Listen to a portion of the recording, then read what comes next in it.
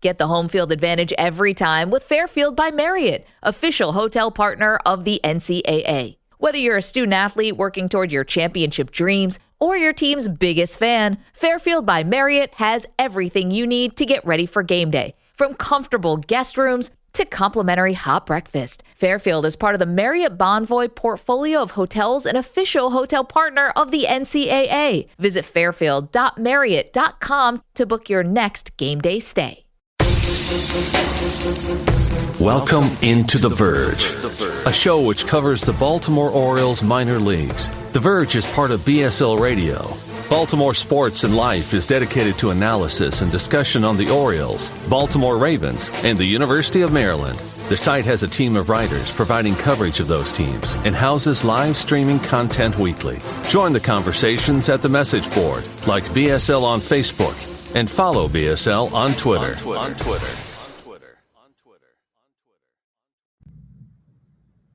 Want to make a podcast? Spotify's got a platform that lets you make one super easily, then distribute it everywhere and even earn money, all in one place for free. It's called Spotify for Podcasters, and here's how it works. Spotify for Podcasters lets you record and edit podcasts right from your phone or computer, so no matter what your setup is like, you can start creating today. Then you can distribute your podcast to Spotify and everywhere else podcasts are heard. Video podcasts are also available on Spotify. With Spotify for Podcasters, you can earn money in a variety of ways, including ads and podcast subscriptions.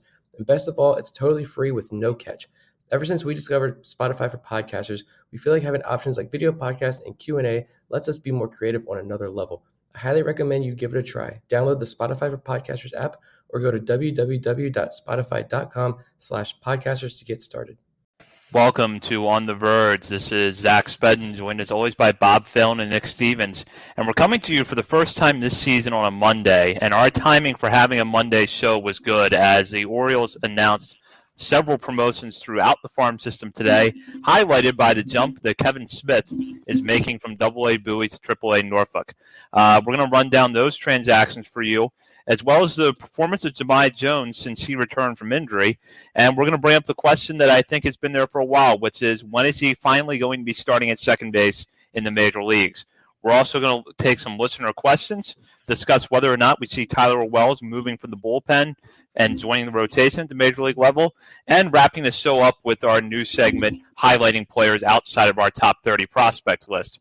That will be on tonight's episode, but first, On the Verge is brought to you courtesy of Mercer Floor and Home Carpet One.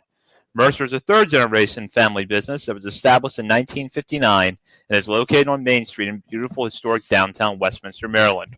For all of your flooring needs, think Mercer.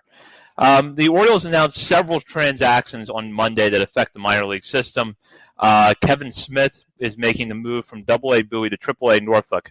And if you've been listening to our show over the last few weeks, you know this does not come as a surprise to us, as the left-hander had gotten off to an excellent start at Bowie. Through 6 games in AA, Smith had a 1.04 ERA with 37 strikeouts across 26 innings while walking 10 batters. We've seen several players make the move recently to Bowie, so it seemed like a matter of time before we saw someone, particularly in that pitching staff, make the jump from Bowie to Norfolk after Kyle Braddis did a few weeks ago. Smith looked like the most logical guy, and he's now making that move. And this comes, I think, as a pleasant outcome for the Orioles in Smith's development, as they brought him over in the trade last year as the Mets in exchange for Miguel Castro. So Smith, not a big surprise that he gets promoted to AAA, but I'll start with you, Nick. What did you think of how he pitched at AA, and what are you looking forward to seeing out of him at AAA?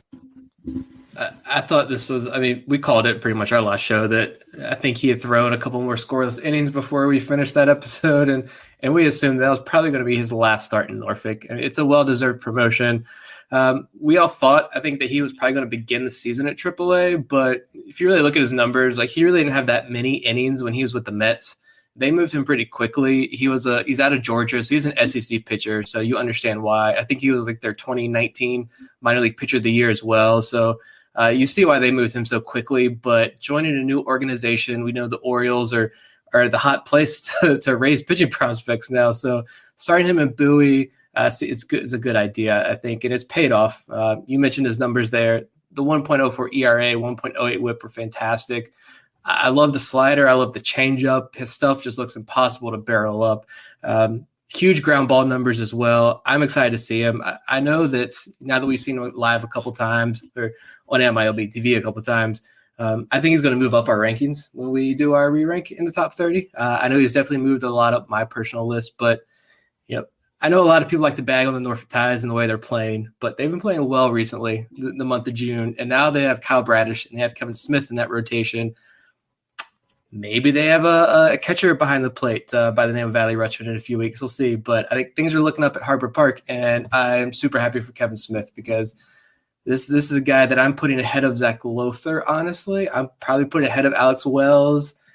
That he's that kind of prospect, I think, in the system now. Yeah, I completely agree. And before I go into Kevin Smith, I would like to say I've noticed we have the most live listeners we've had by far. So moving to Mondays must have been a good choice. And if you have any questions for us to answer, go ahead and ask them, and we'll read them and we'll answer them. But yeah, Kevin Smith, completely agree with everything that Nick said. We heard when we had Eric Longin hanging on that he was having trouble with his slider. I think placing it in the front foot of righties. And away from lefties, if I recall correctly. And maybe that's why they started him at AA to just try to hone that out. And clearly he has, or it just doesn't matter for AA hitters because he was just absolutely dominant. So I predicted he would be a AAA Norfolk to start. So I'm glad to see him get there only like 6 weeks into the season. And now that AAA rotation that was kind of just piecemealed together with a bunch of minor league signings and guys who were getting inconsistent work and off to slow starts, it's really starting to come together. It's going to be exciting every night out for the most part. So I'm excited to see what he can do. And I agree. For me, he's above Lothar and Zimmerman. And, well, maybe not Zimmerman. Zimmerman's been doing pretty good at the major league level right now. But the Wells, those lefties, he's got to be at the top of that list for me right now as well. If you had to nitpick something about the way Smith pitched at Bowie, it would be the walk rate. 3.5 per 9 walks in his time there, which is okay, but not great. But when you look at his individual outings, that's really driven up by his second start against Reading. He walked 4 batters in 3 2/3 innings.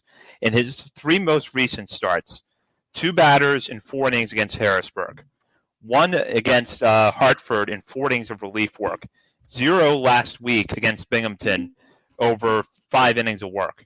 So really, if you take that one outing out of the equation, Smith's walk numbers look pretty good, as Nick mentioned, generating a lot of ground balls. Strikeouts were there. So to my way of thinking, he pitched brilliantly at Bowie, and this promotion is well earned. Oh, 100% earned, yeah. Definitely earned every minute of it. I don't know if that makes sense, but he earned it for sure. Yeah, that whole staff, I mean, really the whole entire Bowie roster is just phenomenal this season. The best team in minor league baseball. But the pitching staff in particular, I know Ofelke Peralta's last outing was a little disappointing, especially after it seemed like he was starting to get a little bit more hype. Steve Molesky writing about him. That was disappointing to see. But a guy like Kevin Smith just got better and better. These guys are progressing. And, yeah, the walks are an issue. But, I mean, we've seen Dale Hall. He walked 4 guys his last outing. I didn't know that. That's not exactly proving my point there either. But on the season, DL Hall is walking batters at a lower clip. This pitching staff as a whole is doing a fantastic job. I feel like I mentioned his name on every podcast, but Justin Ramsey, that pitching coach at Bowie, is doing something extremely well. I don't know what exactly it is, but he needs to keep doing it. Maybe they need to move him up as well. He's earning himself a promotion in the next few years as well. But this whole player development staff, I think this is just another testament to what they're doing down there. So several other transactions took place today, as I mentioned at the top of the show. Greg Collin is going from Delmarva to Bowie after getting off the injured list and hitting really well at Delmarva. So he'll make the jump to Bowie. Gene Carmona, a name that you may remember from the Jonathan Scope trade back in 2018, will now be heading to Delmarva as he gets promoted to take Collins' place. Rock Cabato also tweeted today that Yusniel Diaz will be rehabbing with Bowie this week, so a good sign as the outfielder makes his way back from the injured list. And catcher Nick Sufo will be joining Norfolk as well. So Sufo, a guy that I know we were intrigued by a little bit coming into this season as a former first-round pick, broke his hand back in April, but is apparently recovered now and will be joining Norfolk soon. So just looking at that list of moves, which one in particular stands out? And I'll start with Bob on this. It's got to be Gene Carmona. He was the cause of much consternation when we did our roster reveal. Where is Gene Carmona? The chants from the crowd were coming in loud and clear. No, I'm glad to see him show up, but I liked him at the time of the trade when we got him. He was young. He was an infielder. He looked like he had promise, but it just never really bearing out so far for the Orioles. And I guess this is going to be one of his last few chances here as the international guys catch up to him and obviously all the infielders we already have.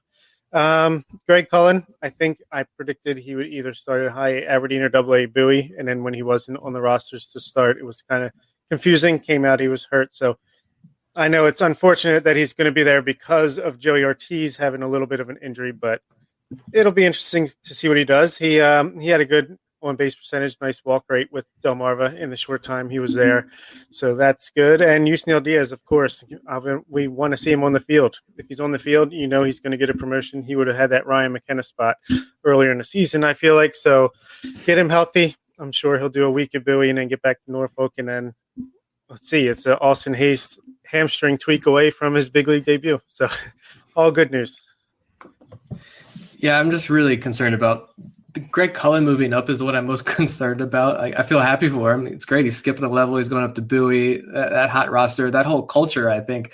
But the thing that scares me is Joey Ortiz going to IL. And I've checked Bowie's roster a couple of times today. I'm not going to lie to see if they've made any updates, which they haven't yet. But he hurt himself late in Saturday's game, didn't play Sunday. He was in pain Saturday after he took that hack. So I don't know if it was the oblique or shoulder or what it was, but he was in obvious pain. So hopefully he's okay. He gets back soon. But you mentioned the on-base percentage. I think it's over like 450. It's something ridiculous. It was Delmarva for Greg Cullen. So that's cool to see considering he was like the second piece to the Tommy Malone deal. And I don't know if Tommy Malone is still alive right now. So there we go. Gene Carmona. Yeah. I find it difficult to get excited about Gene Carmona at this point. Like he struggled to get on base. He hasn't hit for much average. He's shown literally zero power, I think, since coming over from Milwaukee. I think he has no home runs, but he is still just 21. So, I mean, when he was in Aberdeen in 2019, I think he was about 3 years younger than the competition. So that could play a role in it as well. But the glove's always been fun, but I'm just personally not so excited about the bat. So I'm throwing out the challenge for him to prove me wrong, I guess. And yeah, Diaz, just freaking stay healthy. I'm so tired of the Manny Machado trade takes coming up like every 3 months on the line. Just stay healthy, please. Yeah, we see we have a listener question here, which we'll get to in a minute. But Diaz just has to stay healthy. And you get the sense, I kind of agree with Bob, that if Diaz had been healthy, he probably would be in the major leagues by now, even if he had only been hitting about 240 at Norfolk. I think they would have given him an opportunity if he had been healthy at some point, because for as good as the Orioles outfield is when they're all on the field, they haven't all been on the field that much this season. So outside of Cedric Mullins, you've had either some inconsistencies with guys like Hayes and Mountcastle or injury concerns with Hayes and Anthony Santander. So Diaz just needs to put together a healthy this is just a hunch. A healthy 3 or 4 weeks at Norfolk gets Diaz to the majors. I really believe that. Yeah, I have the same kind of feeling. I think Santander is probably not long for the Orioles world, but even if everyone is still around, between the injuries and it's been a struggle for the Orioles offense, I think they'll find a way to get him up regardless. Like you said, if you can just stay healthy for like a month. Yeah, and going to the discussion about Carmona for a moment, has kind of become a little bit of an afterthought. Part of it is that the last time we saw him on the field was at Aberdeen where he struggled, but then we've also had the pandemic where he lost a whole year. The Orioles have added a lot of infield depth over the last 18 months, and that kind of puts a squeeze on him a little bit. He's going to have to put together good numbers at Delmarva. I've kind of become convinced that the value in the Scope trade was that Jonathan VR was better than Jonathan Scope was. That deal worked out terribly for the Brewers. They non-tendered Scope after the 2018 season. I've become convinced that was the win for the Orioles, was that Jonathan Scope played so bad after he went to Milwaukee that he would not have been tradable after the 2018 season, and that VR played so well for them in 2019, they were able to flip him to get Easton Lucas, and we'll see what he produces, but maybe Carmona, if he, with an everyday opportunity, proves himself at Delmarva and kind of gets back on our radar a little bit. And Luis Ortiz is he was just entered as our 30th prospect, so great trade there. Not that Luis Ortiz. Yeah, I mean, and you could point to like Joey Ortiz as well. This is a light hitting shortstop, defensive minded shortstop who now, Matt Blood's words are coming true. Watch this guy, his offensive profile. And he has a couple home runs in Bowie. He's hitting the ball well. A couple plays he's had. That defensive play he had on Saturday in Bowie where they're in Binghamton now. That play he had on Saturday was fantastic. I watched it 1,000 times. Carmona is not Joey Ortiz, but based off what we're seeing in these lower minors and a lot of these guys, I'm going to give Carmona another chance at least. So we'll have more listener questions later in the show, but we want to get to this one now. It just came in on our live stream, and this comes from Simkin Tribute on YouTube. Is there any concern that Bowie is not developing a closer? The piggybacking of Gray Fenter over the weekend into the ninth inning instead of a closer cost Bowie the game. I think – okay, sorry, Nick. I was just going to say I think they're developing a closer by the name of Shelton Perkins. He'll be there in a year or two, and he'll take over and shut down the door. Yeah, shout out Sheldon Perkins, my guy. So I wanted to go back and look at this today. Actually, Monday is usually a day where I can kind of go back and reset, and I love having these Monday off days. Actually, I know it's kind of like there's no game, so maybe like a staggered schedule will work a little bit better. But having this Monday off day is a perfect time to just kind of reset. And I love the 6-game schedules as well, but that's a whole nother discussion. But as far as the closer role, I mean, that whole closer distinction, I think is teams are kind of moving away from that maybe a little bit. You're going to find somebody at the major league level once you get there. But with Fenter specifically, I wanted to go back and look at this, and maybe I'll do it tomorrow, is that it seems like, this is just a hunch I have, that Fenter's numbers overall look bad. I almost texted you guys on our group chat the other day when he came in, and I was like, Fenter can be released tomorrow, and I wouldn't really care, to be totally honest. He looks that bad. But I feel like his first inning when he comes in is when he gives up all of his runs and all the damage gets done against him. And then he's lights out the next 2-3 innings because they keep him for 3-4 innings at a time. I want to go back and look at the game logs and check on that, but that seems to be his kind of pattern. So I don't know what exactly is going on there, but yeah, I feel like maybe Tyler Irwin could have been the closer. He was the closer last year, but he's also struggled as well. So I don't really know what's going on in the back end of that bullpen. Yeah, so I actually have Fenter's numbers from his most recent outing up here, and it was a game that actually did end in a win for Bowie. But Fenter pitched 3 2/3 innings, allowed 3 runs, walked 4, struck out 4, and had one of those outings where he was credited with both a blown save and a win. And now, keep in mind, you can get a blown save coming in before the 9th, which is the case with Fenter. But that's, something of a that's kind of his performance line in a bit of a nutshell this year. He's had a few outings there where it's been 4 innings, 4 runs. His most recent outing before the game against Binghamton on the 12th was 4 2/3 innings, 6 hits, 6 runs, all earned, 2 walks, 5 strikeouts. He's getting the strikeouts, but he's also walking a lot of batters and giving up a lot of runs. Yeah, it's super weird. You would think being picked in the Rule 5 draft and spend some time in the Cubs spring training camp that maybe he would come into the minor league season geared up and ready to go, but maybe he's having a letdown that he didn't make the team, or I don't know what's going on, because I thought at the very least he'd be a good relief prospect, but especially if he's giving up all his runs in his first inning of work, that's not going to cut it. And it is strange how Bowie is such a great team, probably the best team in minor league baseball, but their bullpen is definitely the weak point. I know they're piggybacking starters. So, what was it last night? Yesterday Bauman started and then Bishop finished the last 5 innings. So they don't really need that shutdown reliever, but it is strange how there's really no relief prospects. I feel like Aberdeen and Delmarva are filled with guys that could end up being decent relievers in the majors. So it's an interesting question, pointing out a particular nugget from the Bowie Bay Sox roster. Yeah. I will say, though, that I forgot. I just looked at that roster real quick to see if maybe there's someone else, and Irwin struggled, so I think he's out of the picture there. But it was going to be Nick Vespi. He was the late inning guy, the 9th inning guy, and he was performing really well. Huge strikeout numbers, huge swinging strike numbers as well. Some of the top numbers in the entire organization through that first 2 weeks or so of the season. But then he's been on the 7-day IL for a couple of weeks now. And I think I've said before, like the 7-day IL in the minor leagues, that could be just a shoulder tweak, a hamstring grab, or it could be like he had Tommy John surgery. Like we have no idea.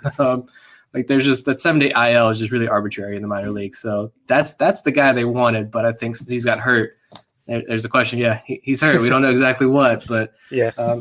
Hopefully he comes back soon because he was dominating his first few outings.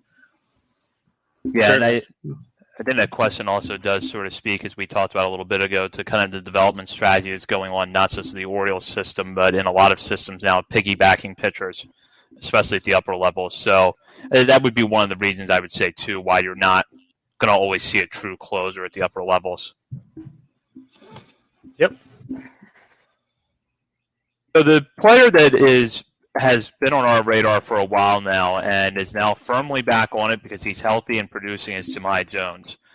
Jones came off the IL at Norfolk on June 8th, or returned to Norfolk on June 8th, after missing about a month of the strained left oblique. So far in AAA, he's hitting .263 with a .975 OPS, and he has walked nearly as many times as he's actually walked more than he has struck out. 7 walks compared to 6 strikeouts. Bob wrote about him in his latest Down on the Farm piece over at BaltimoreSportsAndLife.com, which he can discuss here in a moment in relation to Jones. But with the Orioles continuing to struggle at second base at the major league level, the guy that we have thought all along would be the first one out in the minors to get a shot is Jones. The injury obviously delayed that a little bit, but now he's back and healthy and so far producing really well. So, Bob, is it time to really seriously consider bringing him up? And in writing your piece, what have you kind of noticed from his numbers? He came off the injured list with Aberdeen and just killed the ball. Obviously, it's high A, so he should do that. But he came out on fire, just like he did in the regular minor league season. And then the last week, he just continued to hit the ball hard all over the field. I mean, he's walking. He's not striking out. I think he's got like an 11% strikeout rate. He's making dive-in catches at second base. Like, the time is now. I think stop messing around, send Pat Valleca down, bring up Jahmai Jones, DFA Stevie Wilkerson, and bring up Domingo Leyba, who we'll talk about in a second. But these guys are performing, and they're healthy, and they're on the 40-man, so let's do this. It's middle of June. There's certainly 3.5 more months of the season. We want to see him get as much time this year at the major league level as possible, see what we got for next year, and if he's going to be the starting second baseman or a utility guy. So I think he's ready. Maybe they want to give him another week just to prove that he can stay healthy. I'm not sure exactly their reasoning, but I say do it. Yeah, 13 games this season, 10 with Norfolk, 3 with Aberdeen. You mentioned some of the numbers, 304 average, 400 on base percentage. 8 of his 14 hits have actually gone for extra bases. He's got 3 home runs. He had a line drive rocket the other day. I wish we had like exit velo data and all the good data. But you know, more walks and strikeouts, like sample size, blah, blah, blah, whatever. Like the defense, everyone always asks every time we put a clip out or tweet about him, it's how's the defense? Like, do you watch the Major League Orioles? I don't. So like, you have to tell me. I'm going to tell you without watching the Major League Orioles, his defense is better than any option they're rolling out there. Like, I looked, my wife and I talked about going to Camden Yards for Father's Day, but I said I'd rather not end up going to a Matt Harvey start with a 20-month-old who refuses to sit for more than 2.3 seconds. So I'm going to actually have fun that day. But I decided to look up some major league numbers, and through all the cringing, like Pat Valleca's bad. Stevie Wilkerson is even worse. Rio Ruiz went Scott Garceau there for a second.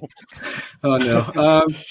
He's in like the wastelands of Colorado's organization now. He's gone forever. Ramon Arias is, an average AAA hitter with Norfolk. Like, what else is there? I mean, I know Michael Elias said earlier at the beginning of the season that he wanted to see more consistency on the defensive side of the ball with guys like Bannon and Jones. Bannon's with the oblique, so he's out for a while, but Jones is showing it. I mean, he's flashing the glove there. I mean, bring him up. We've said before, he's not a top prospect. He's probably not a guy, 10 years down the road, is Jahmai Jones going to be the starting second baseman for the Orioles? I don't know. Probably not, but he's still a really good player. I think he can be that utility guy, and he's going to be fun. He can hit the home run. He can steal bases. He's going to give you defensive highlights. He's going to do things that Pat Valleca and Stevie Wilkerson cannot do at the major league level. So bring him up. I'm fine with that. And he's got a little bit of personality, which the Orioles certainly lack at the moment. So. Yes. It's hard to quantify defense at the minor league level because we just really don't have the data to go with it. We have to go off of highlights, whatever little bit of scouting report info that's floating around out there is really what we have to rely on. But what we do know about Jones, based on pretty much every scouting report that's been out there since he entered the Angels minor league system out of the drafts a few years ago, is that he's a very athletic prospect. And you just have to think that he will take to second base with enough reps, and that even if he doesn't, as Nick said, you've got a good utility guy on your hands. You can put him in left field. You can put him in center field. There's enough athleticism there, and there's enough there with the bat, in my mind. The Orioles need to give him an extended run at second base, even if they don't promote him today. Get him up there, I would say no later than the All-Star break if he's healthy. Let him have a run at the major league level over the second half and see what he can do. And, that also would open the door possibly for Terran Vavra to go to Norfolk. And if I'm looking at who's going to be this Orioles second baseman in a couple of years, the first two names that come to mind are those two guys. Yeah, that's what I was 100%. I was going to say the same thing. Like, you bring Jones up too, then you open the door for Terran Vavra to play second base and lead off in AAA, or Kane Grenier as well. I mean, I don't think there's a hotter hitter in this whole system right now than Grenier in AA. So he's probably a guy that you can easily move up to AAA any day now as well, and take that spot for Jones. And yeah, I think Jones, he's got the major league time with the Angels. I know it's limited, but plenty of AAA time there, alt-side experience there. I don't know. I mean, other than show us you can stay healthy for 2-3 weeks, which is more than a lot of the major league Orioles can do, then I don't know what else really you're waiting for to bring up Jahmai Jones, but he's hot and he's staying hot. Unless because of that major league time that he got, they're trying to play game around the Super 2 or the extra year. I don't know. That seems a little bit much, but you never know with this regime. But the rebuild, we're not doing it right. So another player that Bob mentioned is down the farm piece over at BaltimoreSportsAndLife.com is Domingo Leyba, a recent waiver claim from the Arizona Diamondbacks, who has gotten some major league time in Arizona over the last 2 seasons, 2019 and 2021. He appeared in games with them. Has been down at Norfolk, basically playing a utility role, hitting the cover off the ball. He's already on the 40-man roster. So if you want to look at someone who's not necessarily a top prospect, but a guy that's in the minor leagues that could help this roster out at some point soon, definitely keep an eye on Leyba. I mean, he's a switch hitter who mainly plays second base, but can play all over the field. Why is he in AAA and Steve Wilkerson's on the major league team? I don't know. But yeah, he's hitting the ball hard. He went hitless in 22 at-bats for the Diamondbacks, but it was spaced over 13 games. How often is he getting in there? I don't know. Very short sample size. My bigger concern would be that he got an 80-game suspension for steroids in the 2020 season. But he's still hitting the ball hard. He can't possibly be still using, right? I mean, that would be stupid, but I guess we've seen stupider. More stupid. That's me. So I think he should be up yesterday. I don't understand why Steve Wilkerson is on the Baltimore Orioles, but hopefully he gets a chance soon. I think it should be Jones every day at second base with Leyba, like just being able to spell Galvis, Jones, Franco, all over the infield on getting semi-regular at bats. That's the way I would do it. Yeah, Leyba's fun. I mean, I had zero expectations of him when he signed him. Like, I looked at the numbers, but it was like, okay, like he's going to hang around AAA. But I mean, he's fun. And at this point, like, that's what we're looking for. He's not a prospect. He's not a guy that's going to be in the conversation to be a starter next year, but he's got that little Fernando Tatis Jr.-esque move rounding third base when he hits home runs, which is, of course, cool. You mentioned he plays all 4 infield positions. I want to say, I feel like he was like in the starting lineup playing the outfield on Sunday for Norfolk, but their game got rained out. But yeah, I mean, also with Arizona, yeah, he went 0 for 22. But Leyba, the Diamondbacks, I mean, fired. Let me get this out. The Diamondbacks fired both of their hitting coaches at the major league level. So, I mean, and they're just not a good team. So I'm not saying like the Orioles are known for like developing huge hitting prospects up here at the major league level, but I mean, I think that speaks volumes of what the Diamondbacks are doing. And maybe it just wasn't a good fit. So again, he's not a major piece, but maybe there's something there. Yeah, Leyba has played all over the infield in his minor league career, going back to when he first appeared in the Detroit Tigers system in 2013. So this is a guy that's been around a while, but yeah, he's been at the major league level before. I just had to think that if the Orioles were looking for help in that utility role over the next few weeks, Leyba's got to be a name that they look at. Yeah, that was an interesting point there. I actually didn't even know that, though, from Vivek, that he was used to be the number 6 prospect in the Diamondback system in 2017. So it's kind of like the Nick Schufo deal. Former first-round picks, former top prospects that, maybe their shine isn't as bright anymore, but to help get the Orioles through the 2021 season and maybe act as some reserve pieces in 2022, they're much more intriguing than bringing up some of the pieces we had. Like 2 years ago, we'd be talking about, are the Orioles going to bring up Zach Vinci? And I don't think we would have anywhere close to the podcast listeners and Twitter engagement that we do now. So it's something.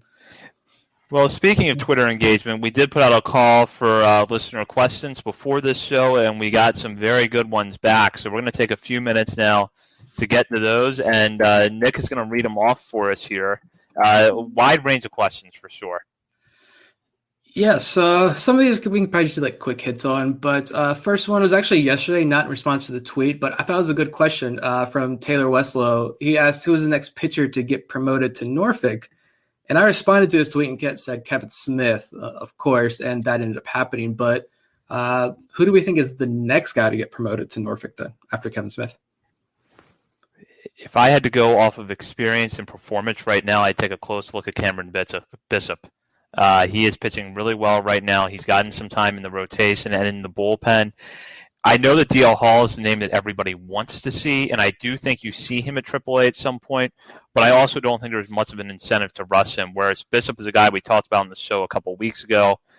He's 25 or 26, a little bit more experience, had a very good year at Delmarva in 2018, then struggled at Frederick in 2019, but has been putting together good numbers at Bowie in 2021. So Bishop is probably a name that I'd give very close consideration to in that case. Yeah, that's certainly interesting. But I think just from him bouncing back from that rough, I mean, it wasn't as bad as I initially thought, season in 2019 at Frederick. I think they want to give him a little more time. At first, I was thinking DL Hall in tandem with Adley in about a month or so, but I'm starting to think maybe Cody Sedlock at his advanced age could find his way up to AAA Norfolk. Maybe not as a starter, maybe as like a long relief swingman type thing. Kind of like in the Dylan Tate mold a couple years ago. I think we've talked about that before. So my official pick would be Cody Sedlock in a couple weeks.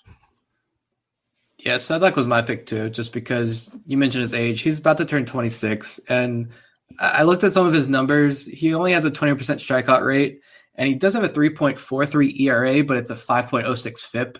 And the walks are just a nightmare. He has 17 walks in 21 innings. So I know those aren't like numbers that we want to be screaming out and talking about. We're going to promote him to Norfolk soon.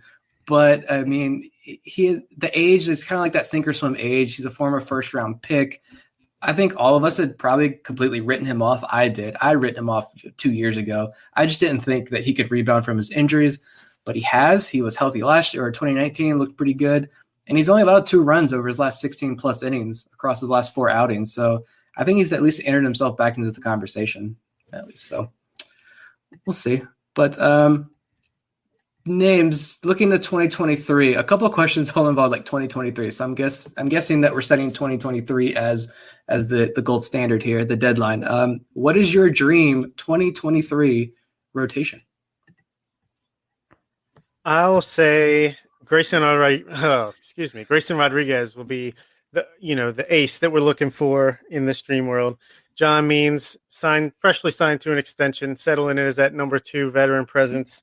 Then just to keep a right left thing going, Kyle Bradish, he establishes himself as the next Zach Greinke, and DL Hall is your best 4th starter in baseball. And then, since it's the perfect world, Michael Baumann will be the 5th starter, meaning he's throwing in the upper 90s and he's got his stuff together, and he's not the closer. He's a starting pitcher, and could it get any better than that?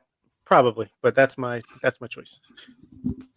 I actually had Dean Kramer in there, but Bob just made a really compelling argument for Michael Baumann, and so I think I am going to put Baumann in there now. So my rotation would be the same, except that I have Hall as my number 3, with Braddis 4th and Baumann 5th.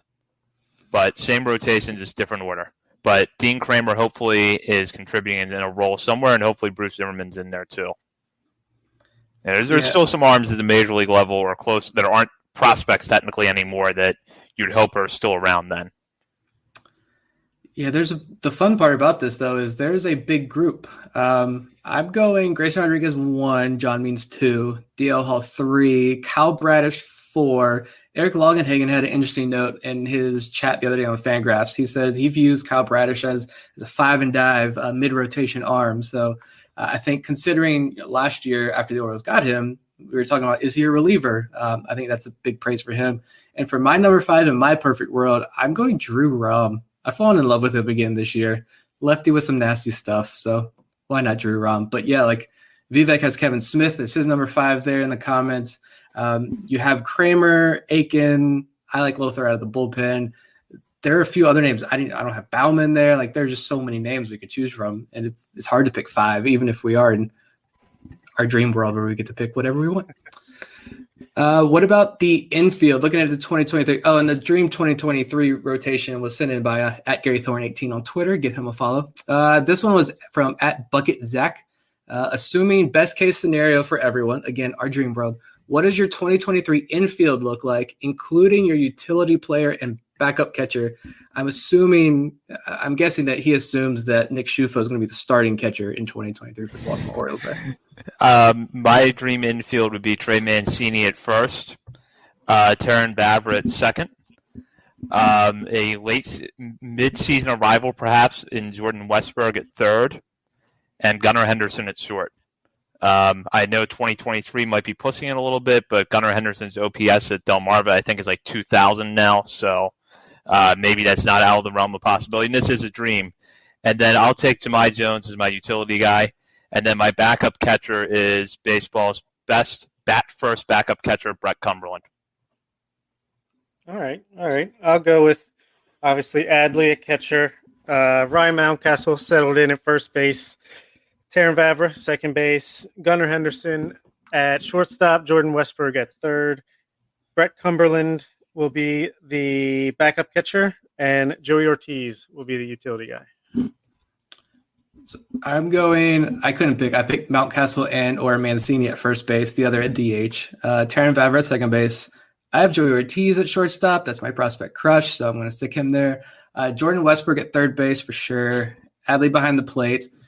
Gunner's a midseason call-up. You got to wait to get that extra year for him. And Kobe Mayo is mashing in Bowie. We're going to be talking about him when we're still recording episode like number 200 in 2023.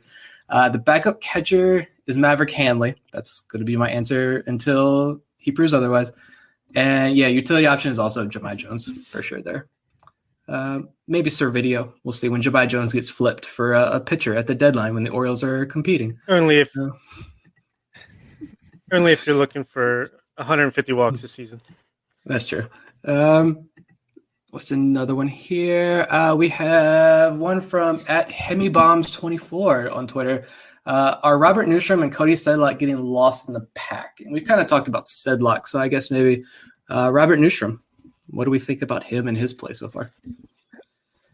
I do think he's shown the potential that he can just hit 500-foot bombs and maybe he can hit 270-ish with huge power. He doesn't walk a ton, but he's just got to more consistently get to that power in games. But I don't think anyone's sleeping on him. I think he is, he's in that lineup at Bowie, the best team in baseball. He's the everyday outfielder there, and he's not going to be a top 30 prospect right now. Maybe if he taps into the power more often, he could be like a Heston Kjerstad type. But I don't think anyone's sleeping on him, but I think there's still a chance that he could be something.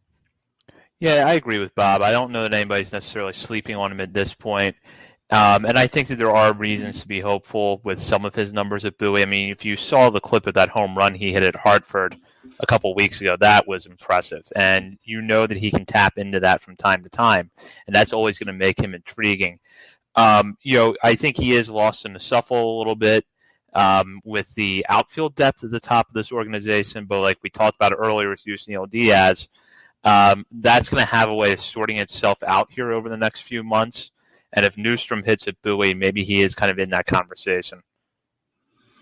Yeah, he definitely came out of the gate slow, but he's hitting almost 300 with like a 360 on base percentage in June. So, and it all started with that 470-something foot blast he had in Hartford, which was the most impressive home run I watched this year until Jesus Sanchez, I think that's who it was, for Jacksonville, hit a 508-foot bomb off Kyle Bradish.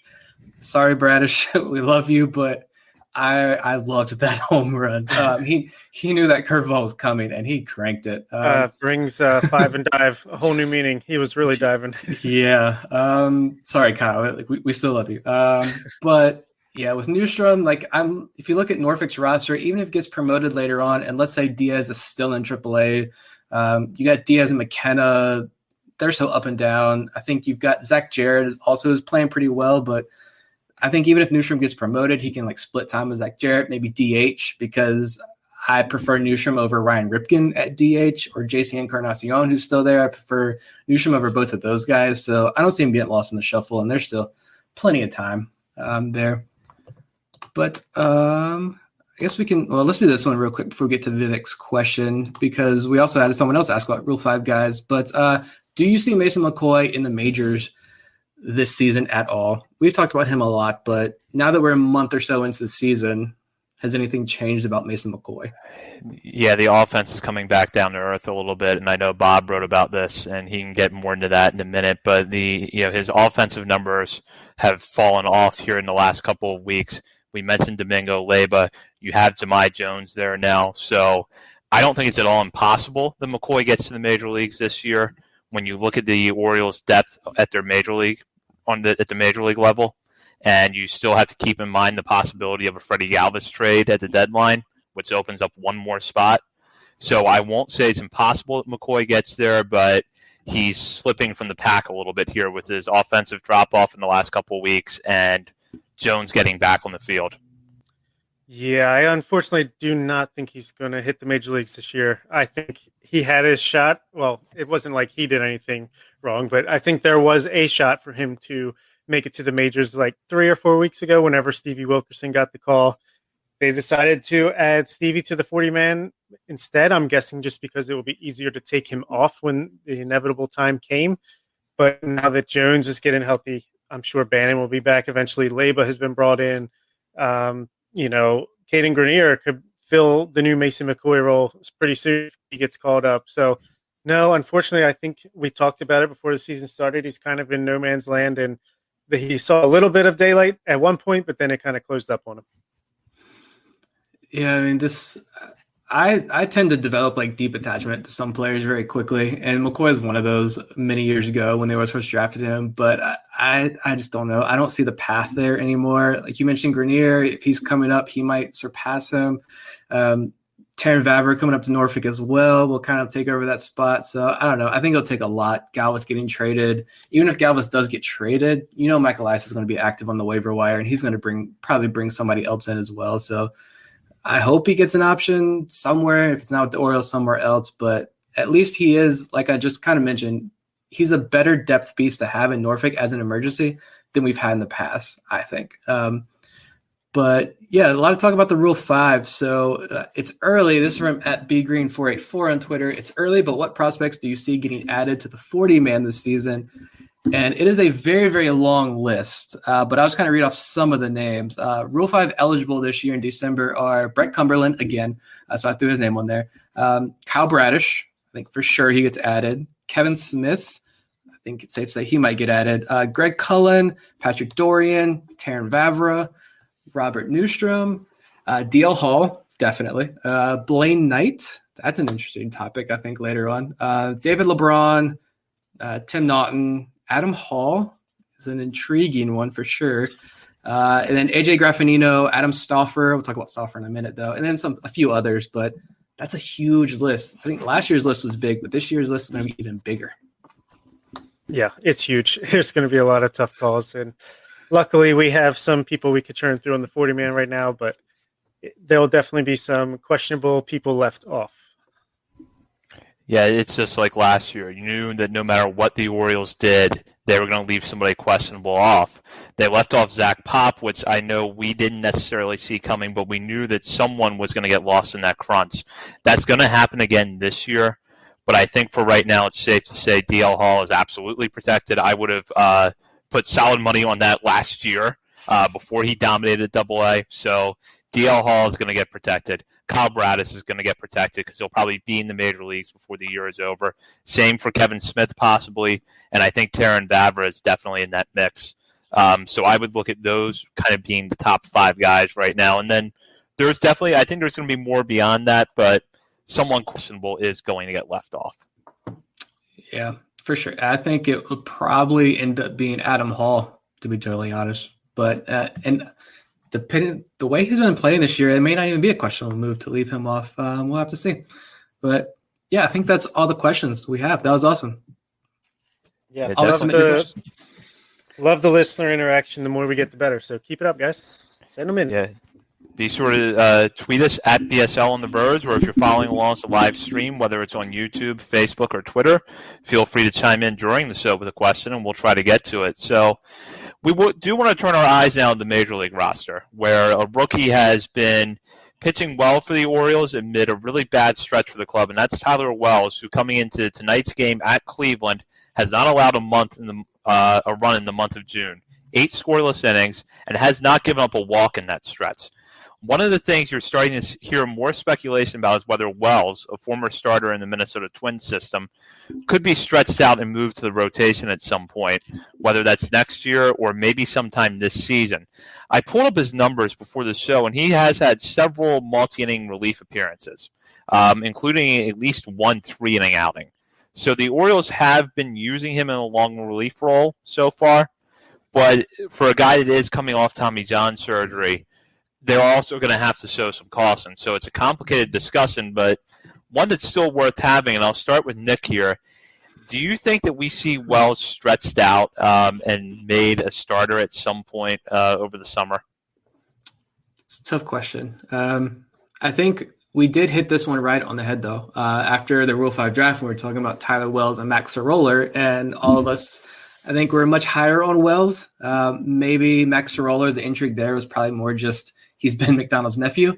But Wells is definitely, and Wells was someone that I think Twins fans were well aware of. And he should have been in the major leagues already if it wasn't for the Tommy John surgery and then 2020. So we're talking about almost 3-year layoff for, I was going to call him Alex Wells, Tyler Wells there. But yeah, the numbers are good. High strikeout numbers, low walk numbers, 3.99 ERA. He is an extreme fly ball pitcher. I noted that. Only a 25% ground ball rate. But again, less than 30 innings in nearly 3 years, so I won't nitpick that. But I'm thinking about it, I think about all the responses we get on social media whenever you see DL Hall throw 4 innings or Grayson Rodriguez only throw 5 innings. People are frustrated with pitch count and innings limits down in the minor leagues. And I just don't share those frustrations with people. But I also monitor pitch counts when I play out of the park. That's why I don't play out of the park as much anymore, because I will dig into it that much. And it's a computer game. It's okay. But I'm going to do that. So I'm on the extreme end of that. And when I think about Wells, I think about that. Keep his pitch count low. Kind of if it ain't broke, don't fix it with Tyler Wells. I know Brandon Hyde said there's no talk about taking Matt Harvey out of the rotation. I think that's false. He's the manager. He has to say that. But I think you keep Wells in the bullpen. Maybe if you ideally have John Means, Dean Kramer, Keegan Aiken, Bruce Zimmerman, and Jorge Lopez in the rotation. I love Jorge Lopez's stuff, but stop trying to make him a 7-inning starter. Maybe use Tyler Wells and Jorge Lopez, see if they can both go 4 innings. You can alternate who starts. That's fine. I don't mind. But maybe stretch him out there and then send Tyler Wells home with a starter's routine and game plan in the offseason and say, all right, next year you're going to be in competition for a starting rotation. And the point there that Semkin makes, next year you can send him down to AAA if it's not working, or it's working, but he needs a few tweaks. You can't do that this year. I feel like if you put him in the rotation, it's sink or swim and he's doomed if he fails. But that's just, I can be persuaded either way, but I'd say keep him in the bullpen for right now. Yeah, I don't mind bringing the Billy piggyback system to the majors between Lopez and Wells. That could be interesting. But no, I think he's going to get enough innings just pitching out of relief. I think he'll start to be used more often now that he's proven to be effective and reliable a little bit. So, yeah, I don't think they want to do too much with him coming off the injury and then hasn't pitched for 2 or 3 years. I think he's targeted for AAA rotation to start 2022, and then you go from there. Either he proves that he can be a starter and he works his way up just like everybody else. He's still young enough to do so. Or in the back of your mind that he's already proven he can be a valuable member out of the bullpen, so you can just transition him at any time to that. I kind of agree. I think if you're gonna make him a starter before this season ends, you got to be creative with it a little bit, and you piggyback him with someone. And Jorge Lopez, I think if you're going to do it right now, that would be the perfect person to do it with. But I would expect that, given that he, is coming off of Tommy John, this is his first year back since Tommy John lost all of 2020 with the pandemic, that the Orioles, they're not going to say this publicly, at least yet, but I can't imagine that Wells is going to be pitching in games up until the last day of the season. I have to think there's a plan right now to shut him down a little bit early, especially that innings total gets up, which, as Bob pointed out, is going to happen even if he stays in the bullpen.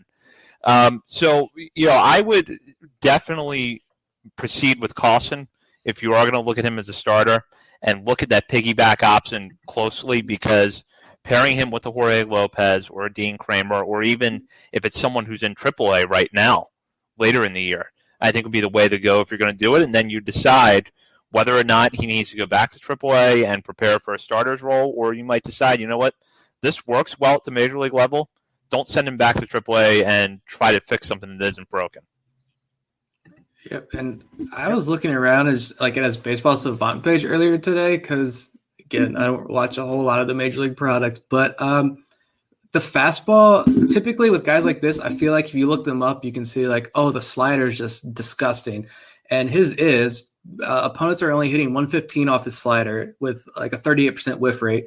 And the changeup is his third most used pitch. That's producing a 43% whiff rate. Guys are only hitting 190 off him. And usually you see the fastball and they're just clobbering the fastball. And that's not really the case with Tyler Wells. They're only hitting 250 off his four-seam fastball, so which is 95, just over 94 miles an hour. So, I feel like there could be something there. I think maybe Rule 5 picks, we know they hardly ever work out, and so maybe you've hit with Tyler Wells, and if that's the case, don't throw a major wrench into it right now. Just keep doing what you're doing with him. Yeah, and he really uses his height well to get a good angle on that fastball downward. It looks good. Looks like he's got some weapons. Max Roller, on their other hand, like Sim Contribute says, I'm surprised he's still with the team, to be honest with you. Yeah, it definitely has been diverse and passed for those guys this year. Wells really doing well. Roller looked good out of the gate, but then struggled a little bit, got hurt, and has struggled since he came back. So we'll see how things go for him. But I think at the very least, it's safe to say now the Orioles see Tyler Wells as part of their plans for the rest of this season, and probably even beyond that. So right now at this stage, this is looking like a good Rule 5 pick by Mike Elias. Yeah, and we don't need to compare him and Zach Pop anymore. I don't think either. That's going to be a whole nother discussion. I feel like that we don't have to get into it, the whole Zach Pop thing. But it wasn't one trading this. I don't know where I'm going with this. Basically, Tyler Wells is good. Orioles landed a good one here in the Rule 5 pick, and he was the second pick because Sorolla was the first pick, right? Correct. So that's fantastic. Fantastic Rule 5 pick up there. Yeah, and Zach Pop's a scrub anyway. He's got ERA over 7. It's just they should just send him back, and we'll take care of him in the minor leagues. Well, now we're going to get into our new weekly segment on the show, and I know it's been 4 weeks, and I keep referring to it as new, so I promise it'll be the last time that I stop, or the last time I do it. But we have a segment on the show now where we highlight a player from outside our top 30 list, give them a little bit of a shout-out. It could be for something they did in an individual game. It could be for something they've done over the last week, or maybe even the whole season, and we just haven't had much of a chance to talk about them yet. So I'm going to start off with my pick for this week, which is Doran Turchin, a hitter at Bowie who has put up about some of the best numbers you can over a 3-game stretch in the past week, hitting .364 with 3 home runs. He hit 2 home runs against Binghamton on Saturday, followed that up with a 2-for-4 performance against the Rumble Ponies on Sunday with a home run. So the one thing that this is kind of why I picked Turchin to talk about. The one thing I find interesting about Bowie, night after night, is that instinctively you look at the top of that box score, and in particular Rutzman and Vavra's names, to see what they did. There could be nights where they go a combined 1-for-7, and Bowie still wins by like an 8-4 margin. So you're like, well, who picked up the slack? And you always look, and it's a guy like Doran Turchin who has a big night, and Turchin had a couple of those over the weekend against Binghamton, and was our baby bird of the day, I believe, on Saturday, correct? So that's he had a big weekend. I don't know what we see from him for the rest of the year, but his numbers so far over 18 games this season: .271 average, .889 OPS. So he's been hitting when he's been in the lineup. It hasn't been every day, but he's been hitting, and certainly had a great weekend at Binghamton. Yeah, he had, looking back at his numbers, he only had 8 home runs in his first 447 pro at-bats and none this season. So then he gets 3 home runs in 2 days. I think I mentioned when Bob and I were both ended up at games over weekends a couple weeks ago that I was in Richmond watching Bowie, and Turchin was the guy who stood out other than like Adley's bomb. Like Turchin was the only other offense that Bowie had. And I said then that's probably the only time we'll mention his name on the podcast, and I'm glad I'm wrong because like Adley Rutschman can go 0-for-4 with 2 walks, and that's going to be the headline the next morning or all on Twitter. Adley Rutschman got on base. Adley Rutschman just walk God. Turchin could go 3-for-3 with home runs, and like I can put up all 3 home runs on a tweet, and it'll get like 2 likes. But Adley Rutschman walked twice and gets like 5,000 retweets. Not that extreme, but getting there. But like that's why I think I like doing this segment, because guys like Turchin get a shout out. He was a Big Ten bat from the University of Illinois. So I mean, when I think all of Orioles Twitter is going to be at Prince George's Stadium on Tuesday night with their gas cans, like while you're there, show some love to Doran Turchin, not just Grayson Rodriguez. Just don't bring a Turchin to the gas can. That could be a bad result. No, it's really cool that he's performing the way that he is. He's got a career 680 OPS for his minor league career, a bunch of innings. He had a 675 OPS with Delmarva before he was transferred to Bowie, so probably not going to last. But just like Zach Jarrett, I mean, you get put up at AAA like he has, and he's just performing, then they have no choice but to keep you there. So Turchin, just keep it up. You'll be a AA outfielder for the foreseeable future. Let's go. I'm going to go with Noah Denoyer, moving way down the list, going down to Delmarva. So his last outing actually came Tuesday before we recorded last week, but I forget who I picked last week, but it was someone I couldn't pass up. But with Delmarva, I feel like we haven't really talked about their pitching staff, and they've been performing. Zach Peak looks really good down there. Brandon Young striking out a lot of guys. Shane Davis is striking a lot of guys out after a couple of rocky starts down there. But Denoyer was a 2019 UDFA out of San Joaquin Delta College, the Fighting Somethings of California. I don't know. And that's not like a 2020 UDFA that like a JD Mundy probably would have been picked in the 6th round of the 2020 draft as a senior sign. Denoyer was picked up by the Orioles after 40 rounds of an MLB draft.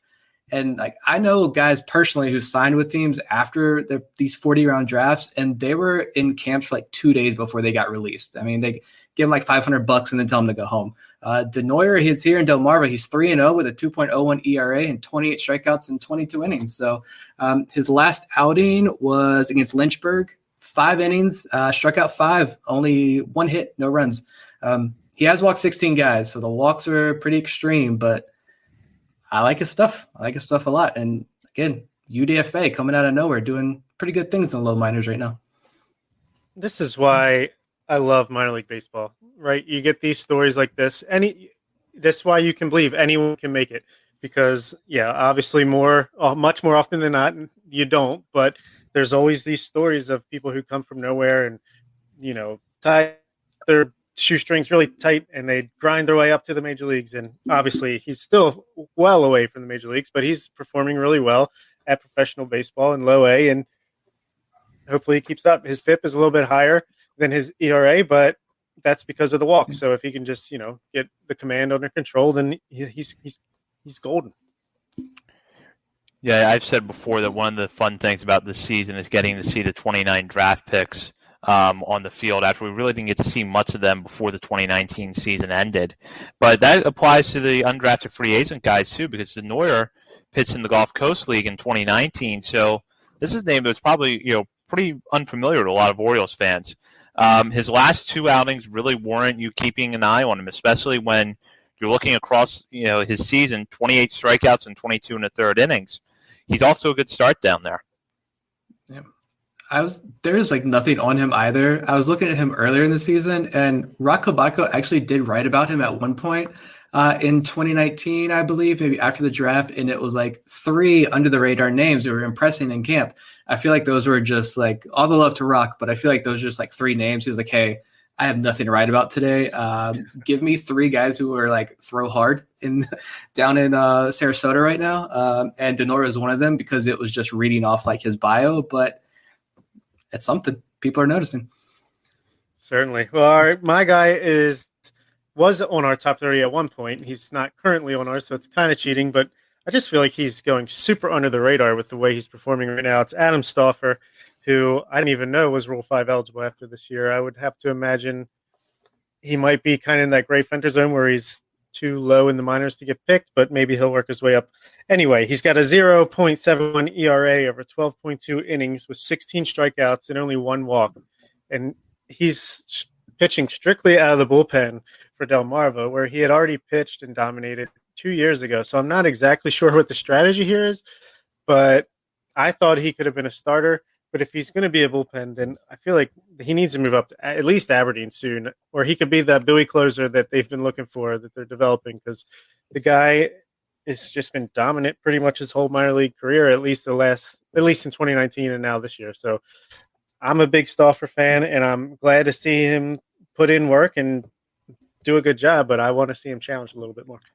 I remember that very first list that we put together back in the winter of 2020 when we thought there was going to be a 2020 minor league season. And Stauffer was kind of a name that I think we thought could be someone at the back end of that top 30 that rose up the system as the season went on, because at that point you were looking at a 21-year-old going to low A, coming off a pretty good season. And, the limited sample size at Delmarva in 2019 suggested that he would be capable of pitching at that level over a full season in 2020. That obviously didn't happen, but he's, pretty much seems like he has not, lost anything with that year off. He's pitched very well, and I have to think if you're looking at bullpen arms, you're going to move up over the course of this year. You look at him, whether or not he moves back to the rotation at some point remains to be seen, but he's certainly back on my radar a little bit. So he's having a really impressive year. And here's a stat that I like the most: 1 walk in 12 2/3 innings. I have no idea what he's still doing in low A baseball right now, to be totally honest. Just you guys mentioned the numbers. They're fantastic. They're literally as best as you can get pretty much from a reliever. And I was looking at another guy up too real quick. Leonardo Rodriguez is in the same boat, I think, in my opinion. This is another guy who's 6'7". Both Stauffer and Rodriguez were in that Aberdeen rotation, I think, in 2019. Both 6'7", 6'8" guys. Rodriguez was wild. I get it. I get why he's still down there. But Adam Stauffer, what are you still doing? I know it's not your fault, but what are the Orioles doing keeping you down in low A? I don't think it's serving any purpose. Maybe there's an injury. Maybe he didn't get the work in 2020 like a lot of other guys did. We don't know what happened there. But, this guy should be sniffing Bowie's bullpen right now, I think, to be totally honest. And like you mentioned, if you want to make him a starter, sure, put him back in the rotation. Let's see what he's got. There might be some spots opening up in Aberdeen. But if you're going to keep him in the bullpen, work this guy up now, because if you do, then maybe I think that Gray Fenter comp is a really good one. That maybe that is a guy that somebody says, yeah, we'll take a shot in the second or third round of the Rule 5 draft, and we'll see if he sticks with us. If not, he goes back. But that could be a guy that's definitely could be on the way out in the Rule 5 draft. Yeah, so he's been off to a good start, and it's been fun to do this segment each week, and we'll continue to do it throughout the season. And I know that a lot of our listeners are chomping at the bit for draft information. We promise it's coming. We're working on it. We'll have something for you here soon. Not next week, but look for it maybe a little bit past that. One thing to note, 2 quick programming notes, one which was already mentioned. Grayson Rodriguez will be making his first start at Prince George's Stadium on Tuesday, so check that out. And the Gulf Coast League and the Dominican Summer Leagues will both be getting started on June 28th. And although it's going to be a while probably before we have the rosters there, there's a lot of intriguing names that could be at those levels this year, and we may talk about that a little bit next week. In the meantime, continue to follow us on Twitter at BSL on the Verge. Check out BaltimoreSportsAndLife.com for the latest articles on the Orioles, Ravens, and more, and be sure to join the discussion board there. Introducing Carvana Value Tracker, where you can track your car's value over time and learn what's driving it. It might make you excited. Whoa, didn't know my car was valued this high. It might make you nervous. Uh-oh, market's flooded. My car's value just dipped 2.3%. It might make you optimistic. Our low mileage is paying off. Our value's up. And it might make you realistic. Car prices haven't gone up in a couple weeks. Maybe it's time to sell. But it will definitely make you an expert on your car's value. Carvana Value Tracker. Visit Carvana.com to start tracking your car's value today.